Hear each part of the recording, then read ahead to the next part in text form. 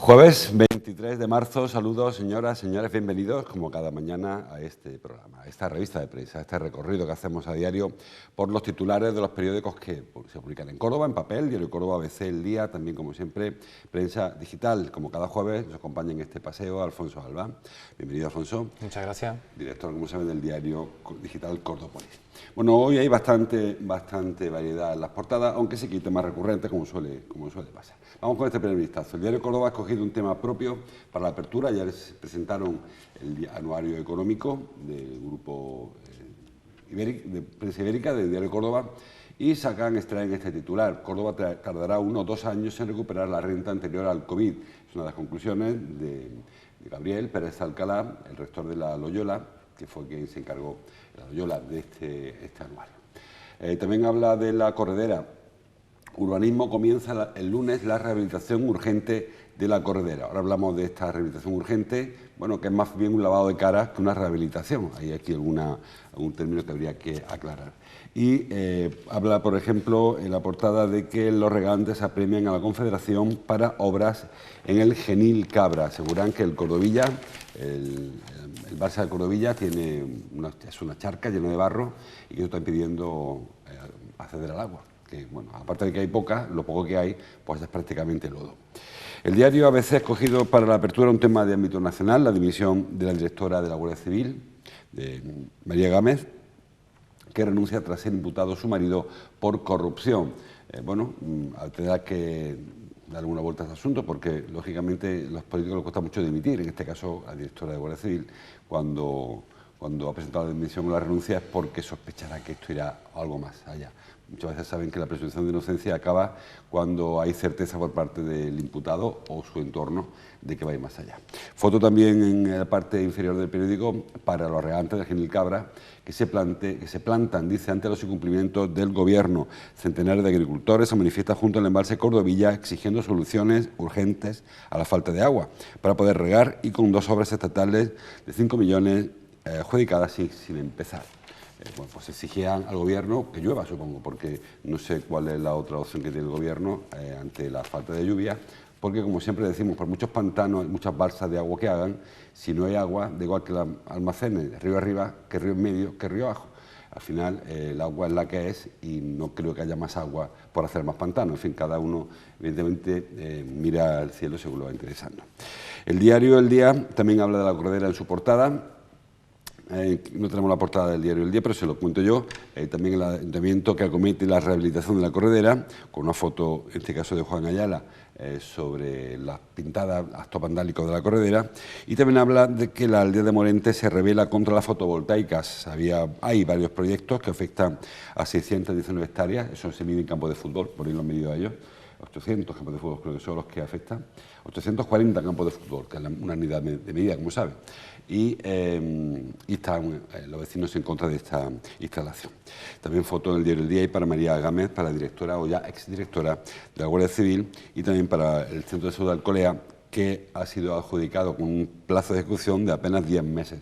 En Cordópolis, por ejemplo, también vamos a hablar de esta Día Digital.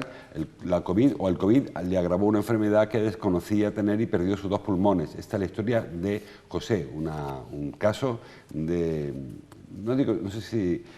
luego hablamos con Alfonso, si se trata de un problema previo de diagnóstico erróneo anterior o si efectivamente hubo un problema añadido a consecuencia de... parece evidente del coronavirus. También habla el diario Cordópolis de la manifestación del sábado. Profesionales, sindicatos y usuarios calientan motores para la manifestación por la sanidad pública. O también habla de la residencia de mayores, donde ha habido 7 brotes de sarna. También habla Cordópolis del obispo de su última carta carta del obispo. El obispo de Córdoba pide salir al encuentro de personas tentadas al aborto. Hablamos también de este asunto ahora después. Bueno, rápidamente, Alfonso, si te parece, entramos en materia. El tema local del diario, el tema propio del diario Córdoba, el anuario económico. Yo, con todo respeto para los economistas, yo soy muy amigo de Gabriel Pérez Alcalá, somos compañeros de juventud, pero me da un poco, es un poco, que me perdone los economistas, un poco ventajista esto, ¿no? Porque ellos van corrigiendo previsiones según se van acercando. O sea, España va a crecer un 3%. Cuando el segundo semestre corrijo la previsión, va a ser un 2,8%, hasta que aciertan. Es como jugar una quiniela y cambiar el pronóstico según va avanzando el partido. Yo acertaría también. Es como en el tiempo, ¿no? Sí. Que hay ciertos medios que están publicando desde hace un mes el tiempo que va a ser el Domingo de Ramos. Y vas corrigiendo. Yo que lo digan y se arriesguen lo veo valiente. Ahora, si vas corrigiendo día a día, al final acabas acertando. Y yo no digo que lo que dice Gabriel sea mentira, que parece que claro, pero me parece que es un poco eso, ventajista, y corrigiendo las predicciones tanto a nivel provincial, como en el caso de anuario, como a nivel europeo, a nivel de, no sé, ciudad y tipo de interés. Va a subir hasta tal y vas corrigiendo según va llegando el día. Sí, yo creo que el problema está en ser categórico, porque la probabilidad es una ciencia como otra cualquiera y que nos enseñan en la facultad. Pero yo recuerdo, ¿no?, cuando estábamos yo he trabajado en el Córdoba, en El Día y demás, en periódicos en papel, y publicábamos: la autovía de Córdoba a Málaga estará acabada en el año 2007. Y recuerdo que había un director que me decía: ¿y tú qué sabes? Y si de aquí a 2007 ha estallado una guerra, si aquí a 2007 hay una crisis de materiales, si aquí a 2007 de repente quiebra la empresa, el gobierno se queda sin dinero. O sea, no podemos ser categóricos. ¿España crecerá un 3% en el año 2024? Pues no lo sabemos. Los economistas creen que España podría crecer un 3% en el año 2024. Vale, eso te lo puedo comprar, ¿no? Y a partir de ahí explica los argumentos que tienen esos economistas, porque ellos siempre se equivocan, siempre. De hecho, había una previsión de que en el año 2020 íbamos a entrar en recesión, que no ocurrió, que en el año 2021 íbamos a entrar en recesión, tampoco ocurrió, que el año 2022 iba a ser catastrófico. Acuérdate de la gente comprando, los preparacionistas estos que se llaman, ¿no? La gente comprando de estas de luz por si venían los grandes apagones, los congeladores para que hubiera comida, en fin, parecía que venía una catástrofe. Para copiar leña había, por si acaso se acababa claro, el butano. O cuando de repente el verano pasado nos quedamos sin hielo. La polémica de la falta de hielo fue un problema puntual de suministro, pero que, y claro, a ese problema puntual de suministro se le une la histeria colectiva por la falta de hielo. Todo el mundo quiere comprar hielo en ese momento. Bueno, pues yo qué sé, lo haces en tu casa, ¿no? Me refiero un poco a eso, que las previsiones económicas son previsiones y que a veces pues no cuentan con los cisnes negros, estos como llaman los economistas, que son pues las probabilidades y que la economía no deja de ser caótica y que hay cosas imposibles, absolutamente imposibles de prever. Nadie podía prever una pandemia, nadie podía prever que Rusia iba a invadir Ucrania, salvo Rusia, nadie podía prever que esa invasión iba a provocar que tuviésemos que transformar nuestro sistema energético de manera rapidísima. Por tanto, yo creo que el problema está tanto de los economistas que sientan cátedra y dicen: esto es lo que va a pasar, esta es la inflación que vamos a tener, como muchas veces los periodistas cuando transmitimos el mensaje. Yo siempre a nuestros periodistas en Cordópolis les digo que no titulemos "el ayuntamiento iniciará el lunes la obra de la corredera", ¿no? Por ponerte un ejemplo. El ayuntamiento dice que el lunes iniciará la obra de la corredera. O sea, y, entre comillas, si se equivoca alguien, si algún algún lector del futuro se acerca al periódico y ve ese titular, pues no le ocurre lo que nos pasaba cuando decíamos: la autovía de Málaga estará en el año 2005 y luego estuvo en el año 2008. Y entonces te vas a coger la hemeroteca, dices: mira, en el periódico de 2003 decía que iba a estar en 2005, pero esto no se acaba hasta 2008.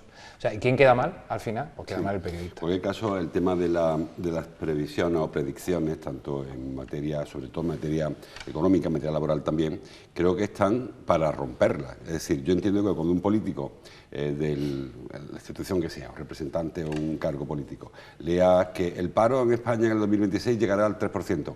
Chicos, tienes tiempo para corregir eso. O sea, yo no digo que se cambie de un día para otro la tendencia del mercado laboral o, en este caso, el crecimiento del PIB provincial o lo que fuera. Pero, hombre, creo que en año y medio que queda para el 2025, y supongo que esto se irá para más, o sea, no será solamente ese enero, será todo el año, algo podemos hacer para cambiar las predicciones, porque no son pronósticos de qué va a ocurrir, sino son, yo diría, si no hacemos nada, pasará esto. Pues hagamos algo para que la tasa de desempleo baje del 20%, el juvenil, o para el empleo en general 16%. Muchas veces parece que es que nos dicen qué va a pasar, como les pasaba a los oráculos griegos, ¿no? Vais a perder la guerra. Bueno, espérate que empiece, ¿no? Pues esto, esa sensación. Entonces, ¿para qué luchar, no? Claro. Si la vamos a perder, ¿para qué Claro. luchar? Sí, es como el horóscopo, ¿no? Como, las personas bajo el signo de Tauro tendrán un mal día hoy. Me quedo Y entonces acostado. ya, pues te quedas acostado, ¿no? Y es lo que tú dices, sí, son previsiones contra las que hay que luchar y evidentemente son objetivos, es como los presupuestos que hacen las administraciones o que hacen las empresas o que hacemos nosotros en nuestra casa. Tú tienes un presupuesto de ingresos y gastos. Se te rompe el frigorífico, ya puedes tirar el presupuesto. O no lo a la arregles, basura. porque como no te has previsto gastarlo, no puedes arreglarlo. Entonces yo creo que esas cosas están ahí como unos indicativos, unos indicadores, pero que están ahí para otra cosa. Bueno, vamos con el tema de la corredera, como decía Alfonso, que el lunes dicen que va a empezar la actuación. Ayer presentó Salvador Fuentes, junto a Juan Murillo y Rosa Lara, la actuación que iba a haber en la corredera. Y yo, hay dos cosas que me rayaron un poquito en este asunto. Primero, que dicen que lo que van a hacer es para evitar actos vandálicos. Yo creo que van a evitar los efectos del vandalismo, porque yo no vi ninguna medida para evitar el vandalismo. Y luego, no quedó claro si esta actuación de urgencia, lo leemos en el Diario de Córdoba, que empieza para frenar el vandalismo. Yo no sé si realmente lo que van a hacer es quitar las pintadas, pero por quitar las pintadas no significa que no vaya a haber más pintadas mañana. Y digo, aparte de eso, hay una actuación de urgencia que empieza el lunes, que cuesta 30.000 euros, un dinerito, bueno, creo que son 30.000 euros, ¿no? Que es lo que cuesta el bote de pintura, pero luego hay luego otra serie de actuaciones en paralelo. Ayer decía, sobre todo Juan Murillo, que fue el más duro ahí, que los comerciantes de la corredera están clavando ganchos en los muros, están colgando carteles, están adosando repisas para que los clientes pongan su vaso, y que él decía que dañar patrimonio es un delito contra el patrimonio, o sea, no es una gamberrada ni una falta. Claro, yo creo que había que darse de la vuelta, y en vez de contárnoslo a nosotros, contárselo al señor del establecimiento que está poniendo una repisa pegado a ese muro. Claro, si se trata de un delito, la ley dice quién tiene que perseguir ese delito, ¿no? En este caso es la policía.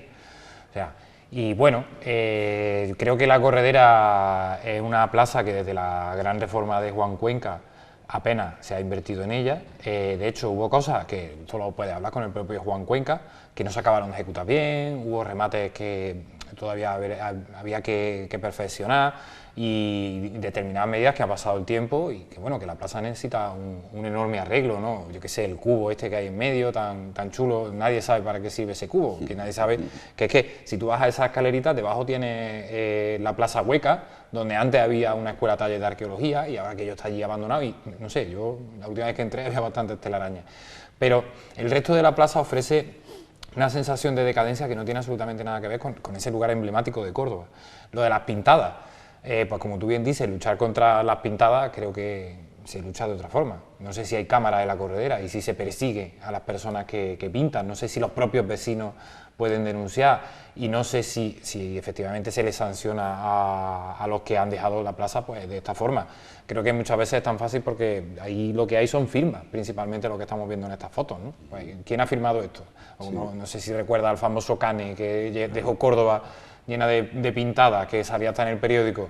Bueno, pues al final se pilló a Cane, que era autor de 500 pintadas, y se le condenó, porque en el fondo es un daño contra el patrimonio. Creo que en este momento la corredera necesita como varias prioridades. Una, desde luego, es pintarla, otra es recuperar las lámparas de Juan Cuenca, porque son unas lámparas originales, son una obra de arte catalogada que han desaparecido de la Plaza de la Corredera. Esas lámparas han sido sustituidas por focos, o sea, y aquí no le puedes achacar al comerciante o al vandalismo. Esto es simple y llanamente una falta de mantenimiento del propio Ayuntamiento de Córdoba. O sea, aquí deberíamos denunciar al Ayuntamiento por no haber previsto que, bueno, pues que esas lámparas necesitan también un cierto mantenimiento. Y luego, al hilo del tema de los comerciantes, la Plaza de la Corredera necesita una revisión con un plan de uso en el que ya se trabajó hace la friolera de 15 años y que yo creo que no se ha llevado a cabo. Es verdad que las mesas y las sillas de la corredera responden a un modelo que está marcado en un sitio. No se pueden poner mesas y sillas que no sean de esa forma, pero sombrilla, cada sombrilla es de su padre y de su madre.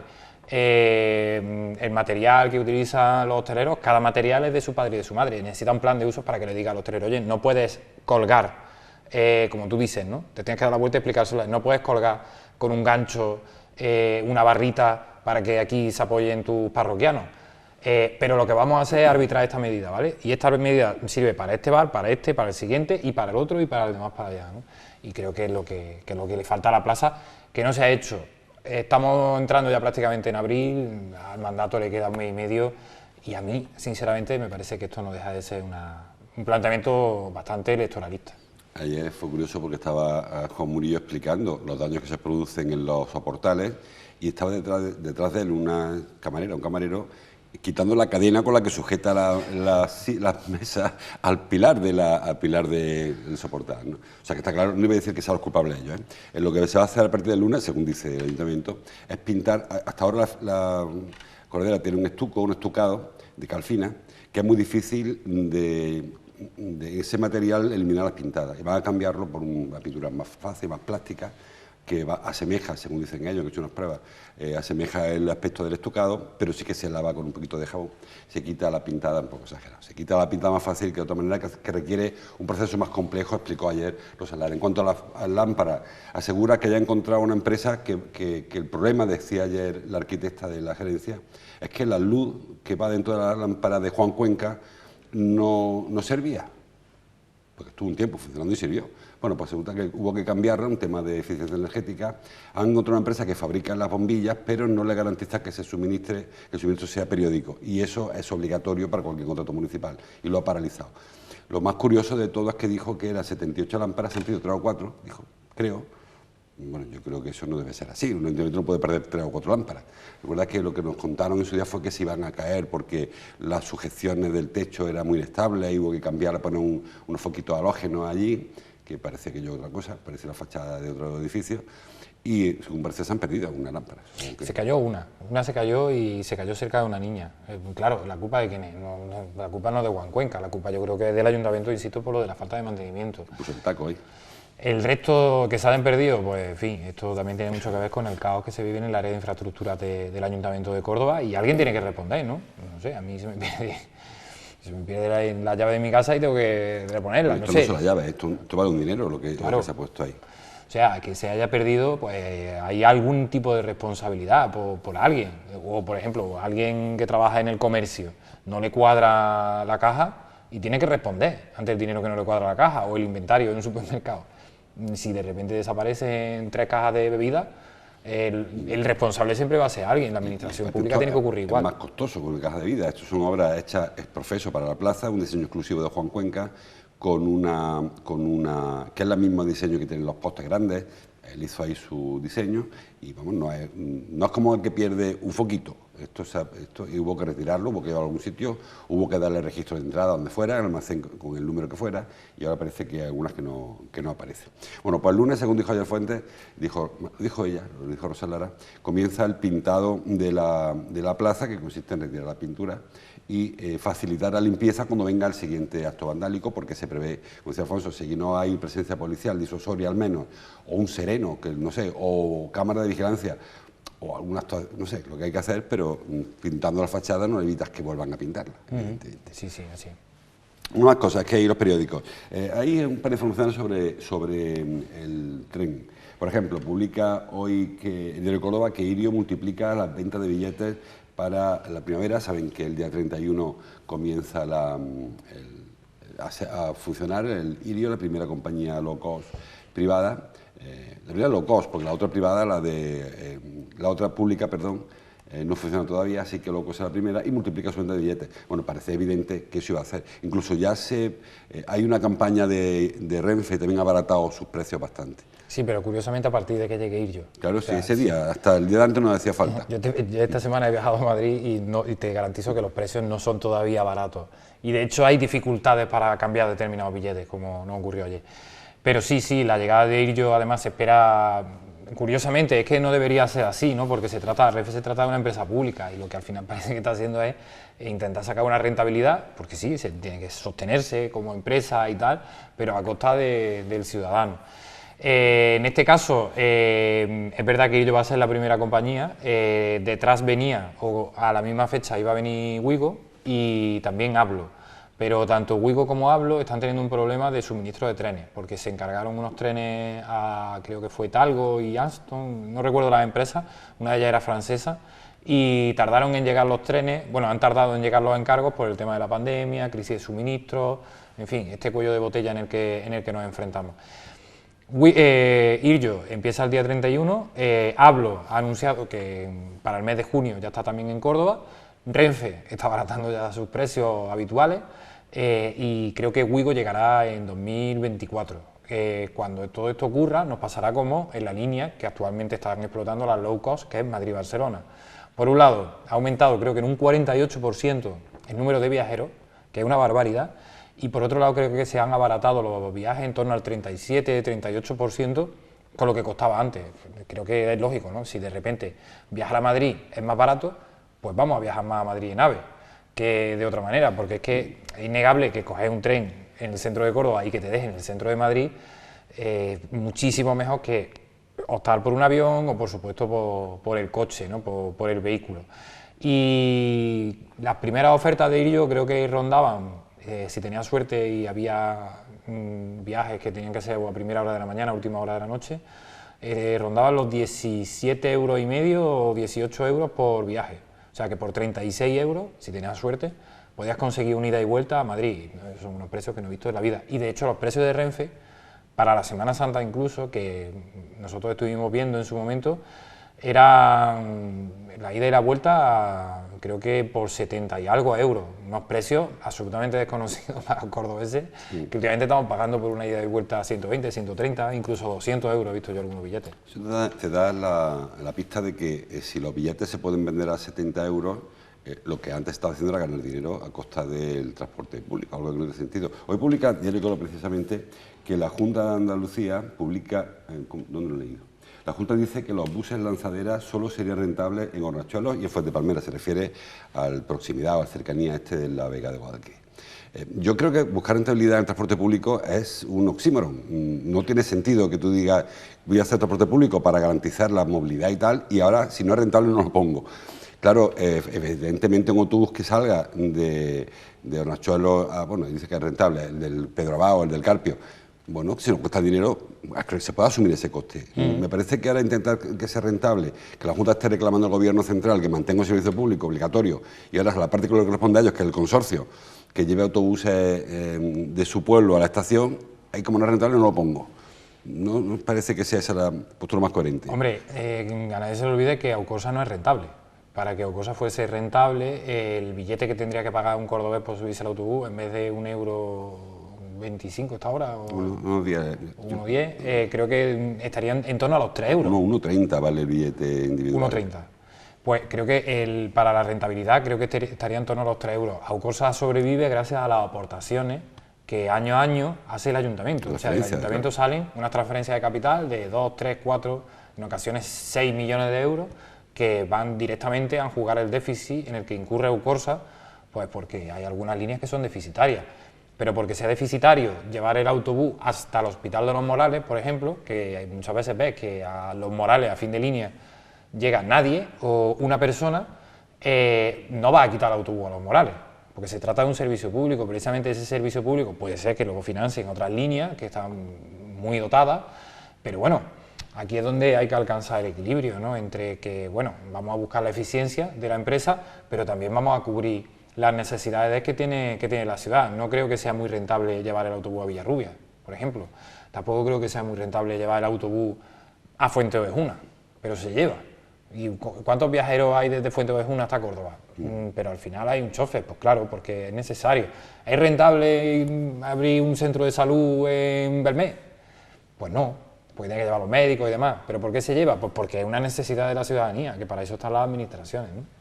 pues el cercanía este, que yo creo que se habían comprobado pilotos, además, un proyecto piloto de 3 años. Si en 3 años no se llega a un número X, no sabemos cuál es, la incógnita, la X, de viajeros entre Palma del Río, Villa del Río y Córdoba de por medio, pues se quita las características de ese tren, se mantendría probablemente con otros precios, con otras frecuencias, etcétera.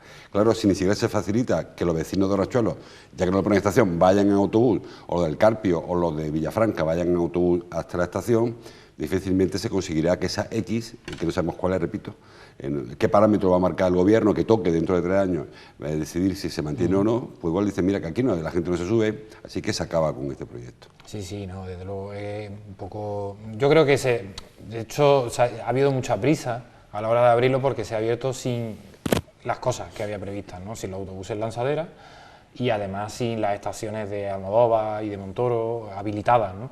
Que se ha corrido demasiado, se han puesto más frecuencias, que está bien, ¿no? Pero creo que había más demanda, ¿no? También la estación del centro de convenciones, que tanto se ha demandado, la propia parada en Fátima Avenida de los Almogávares. El Higuerón tampoco está todavía. La del Higuerón tampoco está, o sea, creo que se ha corrido demasiado y a 3 años desde que pone el servicio creo que todavía le falta mucho para llegar a estos niveles óptimos, esas X que no han resuelto la incógnita y no sabemos lo que será. Bueno, pues a ver si se soluciona. Por cierto, se trae hoy a veces que Renfe ha cambiado los horarios, también lo veo lógico, de esa cercanía, ha ido adaptando. Parece que había uno que llegaba muy temprano a Rabanales, que está cerrado, no tiene sentido llegar a Rabanales a las 6 de la mañana porque no está en el portero, con lo cual ha ido ajustando, que creo que eso está dentro de lo comprensible. Bueno, vamos, hablaba yo antes de que en Cordópolis recoge un testimonio de un sanitario, de un trabajador de una residencia que sufrió a consecuencia del COVID se le agravó una enfermedad que él no sabía si que tenía una neumonitis crónica y la COVID, que saben que habitualmente promovía o provocaba una neumonía bilateral, pues le agravó hasta el punto de que ha perdido sus 2 pulmones. El COVID lo tenemos ahí como si hubiese acabado ya, el COVID sigue estando ahí. Es verdad que ahora está un poco camuflado por otras patologías, que cuando nos cuentan que cada semana fallece una persona con COVID, no es de COVID, sino con COVID. El COVID ha dejado quizá de ser una enfermedad mortal, pero sí que está matando todavía a personas que tienen otras patologías y está agravando, que es un poco el problema que vosotros denunciáis en este reportaje. Es cierto que el COVID ya no mata como al principio, pero que hay personas que tienen una patología que en principio sería más salvable, que aparece el bichito, que sí que está entre nosotros y ha estado a punto de llevarse por delante a José, como denuncia su pareja, su compañero, su marido David. Sí, son los efectos de la pandemia que todavía seguimos arrastrando 3 años después. De hecho, si miramos a la historia de las pandemias, no suelen ser tan cortas, suelen durar más tiempo. Una epidemia, una pandemia de peste bubónica, por ejemplo, duraba décadas en la antigua Europa. También es verdad que no tenían los avances científicos que tenemos ahora, no se sabía un poco el origen que lo provocaba, ¿no? Pero sí que está dejando unos efectos graves en la población. Yo ayer, por ejemplo, en una mesa redonda que tenía que participar uno de los ponentes, estaba de baja porque había dado positivo por COVID y además estaba grave. O sea, que sigue afectando a gente. Es verdad que todos nos hemos relajado bastante porque ya no es como era hace incluso 2 años, ¿no? En la que contagiarte pues suponía un riesgo para tu vida o para la de los demás, ¿no? Pero sí que supone riesgos de salud pública extrema, como el caso de José que contamos hoy, que ha perdido los 2 pulmones, o la gente que tiene COVID persistente, que sigue teniendo COVID persistente con los efectos que le dejó. Y también hay otro efecto que yo creo que está un poco menos estudiado, pero que todos conocemos casos a nuestro alrededor, que son trastornos mentales que ha dejado el COVID. Personas que sufrieron mucho durante el confinamiento, personas que un poco con más tendencia a ser hipocondríacos, que ha provocado que sus relaciones sociales no sean como eran antes, gente que tiene miedo patológico a enfermar o a contagiarse de alguna enfermedad respiratoria. En fin, todavía seguimos viendo a gente en la calle con mascarilla. No es extraño encontrarte de vez en cuando a alguna persona que va en el tren o incluso o directamente andando por la calle con mascarilla. Y sí, está dejando algunos efectos desgraciados como en este caso. Bueno, pues hay que seguir cuidando de ese asunto. La normalidad avanza. Hoy publica Diario Córdoba, que el Consejo de Movimiento Ciudadano le saca tarjeta roja a 8 cruces de mayo. Digo esto porque de aquí a unos días tenemos las cruces, estaremos montando las cruces, los claveles. Y lo que viene a decir el Consejo de Movimiento Ciudadano es que había que tener más memoria a la hora de autorizar cruces y acordarnos qué pasó el año pasado. Porque es verdad que el Ayuntamiento cada año sanciona unas cruces o apercibe a otras cruces o tienen que resolver de urgencia una situación extraña, anómala y peligrosa, como ocurre habitualmente en torno a Santa Marina, pero cuando llega el siguiente año, todo eso borrón y cuenta nueva y empezamos de cero. Y hay 8 cruces en las que recuerda el Consejo que, bueno, que no deberían instalarse, o al menos habría que intentar apercibirle de que si las cosas van como el año pasado, pues tendrán sus consecuencias. Sí, claro, esto es como cuando tienes una deuda con la administración pública, no puedes contratar con la administración pública. Pues cuando has sido multado, sancionado, te han cerrado la cruz o has tenido algún problema con el concurso del año pasado, al año siguiente no puedes volver a pedir lo mismo. O sea, el ayuntamiento tiene que plantearse qué autoriza y cómo lo autoriza. Yo también entiendo que si nos ponemos demasiado exquisitos con los organizadores de las cruces de mayo, que no deja de ser una fiesta al aire libre y que la mayor parte, bueno, la mayor parte no, todas las cruces de mayo están organizadas o por cofradías o por asociaciones de vecinos, pues nos quedamos sin la fiesta. Porque la alternativa que el modelo de feria donde las barras están cedidas a terceros, que podría ser también, que podría ser una opción. Ya ocurrió, de hecho, no recuerdo qué año, pero creo que hace como 4 o 5 años, una cruz de mayo que montaba una discoteca de Córdoba. Y aquello ya tuvo problemas, tanto que acabaron cerrando esa cruz de mayo. Por tanto, yo entiendo que hay que tener cierta flexibilidad con algunos organizadores, porque no es fácil organizar una cruz de mayo con voluntarios, porque cada vez también hay menos voluntarios, que todo hay que decirlo. Y bueno, y sí que el ayuntamiento yo creo que tiene que estar muy encima y mucho más pendiente también para evitar este tipo de efectos adversos.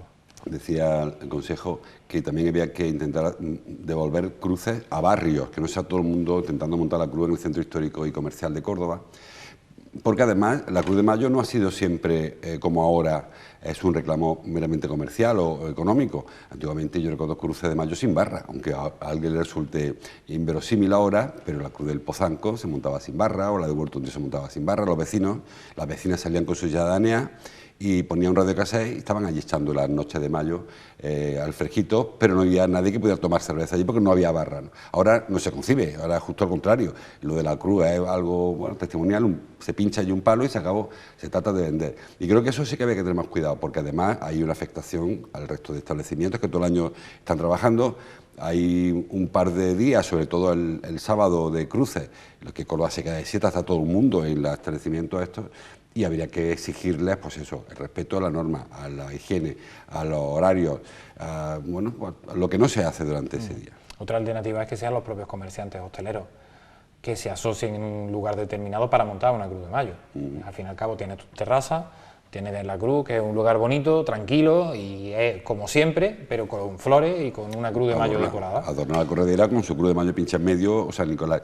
Yo creo que, en fin, en Granada se lo cargaron la fiesta de las cruces y hubo que acabar, porque eran macrobotellones y llegó a haber situaciones de riesgo. En Córdoba la pandemia paró una progresión peligrosa, pero poco a poco va recuperando cifras ya anteriores. Sí, ya el año pasado ya volvió a ser un poco lo que había sido en su momento.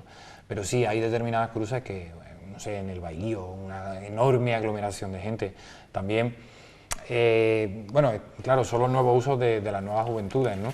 Pero el origen de las cruces de mayo en los años 80, 70, incluso en los 90, era que había muchas y tú ibas recorriendo muchas cruces de mayo. A lo mejor estaba en cada cruz media hora o un cuarto de hora, te tomabas algo o no te lo tomabas y seguías, ¿no? Ahora lo que hay es como esta tendencia que también se da en el mundo de la noche a quedarte en un sitio pinchado ya toda la noche. Tú ahora, por ejemplo, en una discoteca compras una entrada que te cuesta un dineral y ya te quedas en ese sitio, ya no vas de bares como se iba antes andando por los sitios. Pues ahora ocurre lo mismo con estas grandes cruces. Hay como 3 o 4 cruces que son el gran foco de atención de la población y el resto de las cruces pues las ves un poco, entre comillas, más tristes, ¿no? más abandonadas, ¿no? Que también dices, porque está todo el mundo allí y no está en aquella cruz, pudiendo repartirse un poco... Pero el problema es que luego esa cruz, para conseguir público, pues empieza con acciones que son más propias de un pub que de una cruz, que ya estamos viendo, lo de subir la música, lo de repartir incluso estos chicos y chicas que van por la calle invitando, en esta cruz te doy una copa, que no era eso el origen, que no digo que esté mal ni bien, digo que se ha pervertido el origen inicial de las cruces y que el camino que se emprende no es el de rectificarlo, sino de ampararlo, como señala el Consejo, que ni siquiera se le mira el currículum a una cruz a la hora de autorizar. Bueno, se nos pasa mucho la hora, así que lo dejamos aquí. Mucha más información, la he hablado yo antes de la carta del obispo, de la carta semanal, que merece la pena leerlo, en Cordópolis un comentario interesante sobre eso, y alguna otra información que está en los periódicos, mucha información que no da tiempo a leer. Así que, como siempre, les invito a que entren en las páginas web, que lo vean en la prensa escrita, en la radio, sobre todo en la tele. Te veo el jueves, Alfonso. Gracias por tu visita y a ustedes les veo mañana. Hasta entonces, como siempre, gracias por su atención.